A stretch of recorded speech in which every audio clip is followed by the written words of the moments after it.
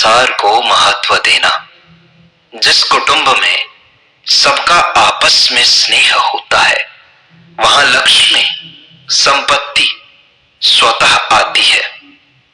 जीव मात्र का स्वभाव है कि वह किसी न किसी का सहारा लेता है। भगवान के सिवाय दूसरे का सहारा लेता है, यह गलती होती है। इसलिए सब आश्रय छोड़कर भगवान के चरणों का आश्रय लेना है, यह खास बात है। भगवान का आश्रय कभी छूटने वाला नहीं है। अन्य सब आश्रय छूट जाते हैं।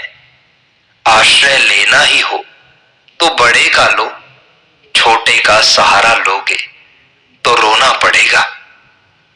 शरणागति गीता का सार है। शरण होने के बाद फिर चिंता न करें। चिंता दीन दयाल को, मोमन सदा आनंद।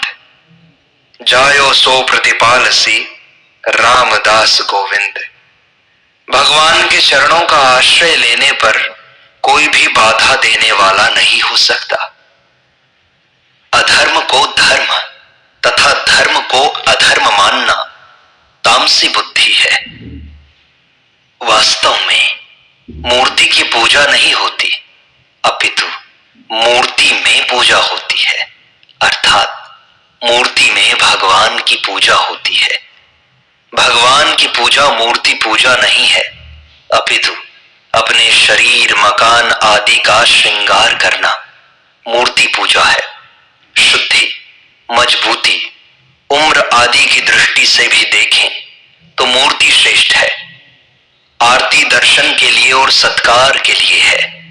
आरती से भगवान के अंगों के दर्शन होते हैं और आदर होता है। जीव का निर्माण नहीं हुआ है, यह अनादि काल से है। सृष्टि रचना का प्रयोजन है जीवों का उद्धार करना। कामना के कारण जीव चेतन होते हुए भी जड़ का दास हो जाता है। इस चाहना को मिटाने के लिए पारमार्थिक चाहना की जरूरत है। परमात्मा की चाहना हो जाए तो संसार की चाहना मिट जाएगी और परमात्मा की चाहना पूरी हो जाएगी। कामना इतना पतन करती है कि मनुष्य मनुष्यपने से गिर जाता है। जितनी कामना की उतना तो परमात्मा से विमुख हो ही गए। दूसरों की न्याय युक्त आवश्यकता पूरी करने से, दूसरों को सुख पहुंचाने से अपनी कामना मिट जाती है।